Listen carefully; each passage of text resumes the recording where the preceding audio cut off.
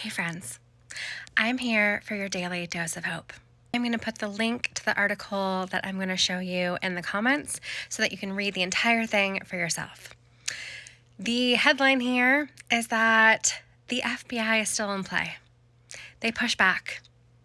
And so when I said there was a ticking clock, there is still a ticking clock. They need to act soon if they're going to act, but they still have time to do so, and they are showing signs that they are willing to stand up to the orange monster. I want to thank Co-Mountain Maven, whose username I will put into the caption, for sending me this article. You are the hero of the day. Let's get into it. So this article was released yesterday, February 1st. Senior FBI official forcefully resisted Orange Monster's administration firings.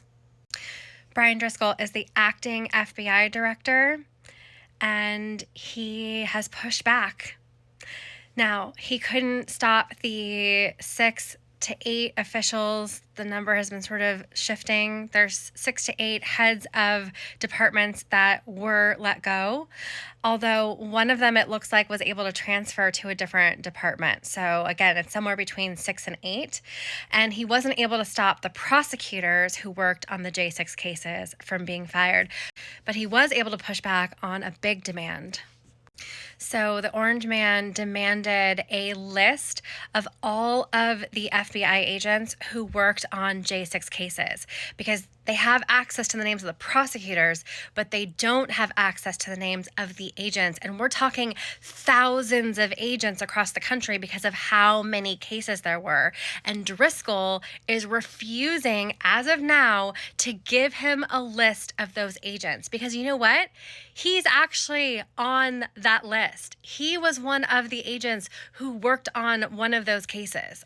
It says he pushed back so forcefully that some officials feared he would be dismissed. So far, he has not been.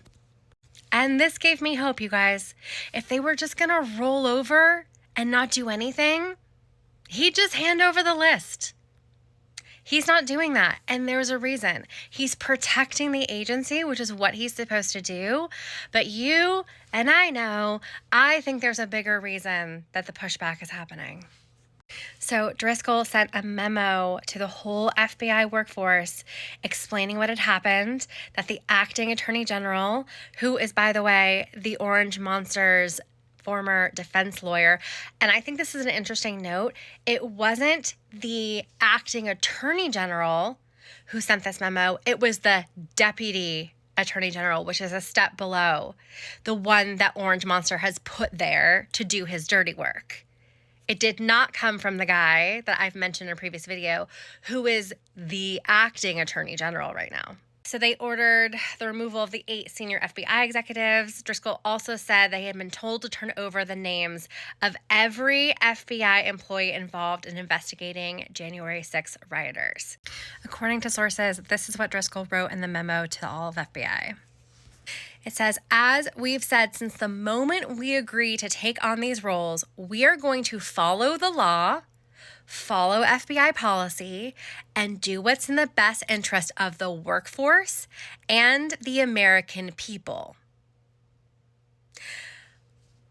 I know I am still very optimistic and very hopeful, and I have every reason to keep that vibration up for all of you. But I think this is a clear message that they are still fighting to make sure that the rule of law for everyone holds. Right now, they have an unelected person who has no background checks, who is loyal to no one, infiltrating every part of our government. You don't think that they're going to find a way to go after that person? And I'm talking about the muskrat right now, in case you're wondering. Because he is the linchpin. He is the thing that's going to make the entire house of cards crumble. And he's pissing everybody off right now. Okay? So I understand that we want the orange monster, but we got to get Muskrat first. That is the first piece of the puzzle that must be placed into the puzzle for the entire thing to come to fruition. I think they are pushing back and they are keeping their ranks tight so that action can be taken. I am hopeful. I cannot promise you that's what's happening, but this is giving me some confidence and this is giving me some hope today. I want to note this. Since it was the largest criminal investigation in U.S. history, he's talking about J6, thousands of FBI personnel were involved. Thousands. They are locking arms and they are going to protect each other. Also, in the memo, he says, we understand that this request encompasses thousands of employees across the country who've supported these investigative efforts. I am one of those employees, as is acting deputy director. They're taking a stand. They are defying our orange monster. They are resisting. This is a good sign. I think this is important too. FBI agents were heartened by Driscoll's memo, a source said, which many saw as an attempt by Driscoll to make the workforce and the public aware of what he was being asked to do and what he did in response, is my addition to that. They want us to know that they're not just laying down and letting this happen. They are doing what they can to put up a fight. And I think, again, that allows me to believe that more is going to happen. Okay, and here's the deadline.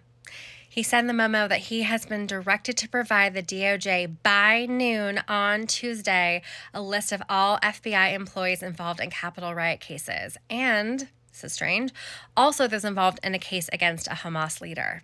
I don't know what that's about. My gut instinct is that this list is not going to go to DOJ on Tuesday, and something else is going to happen between now and then.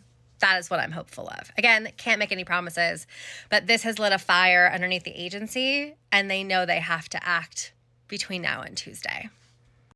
All this to say, keep the faith, keep hope alive. I'm sending you love. I'm sending you solidarity. Until the next one.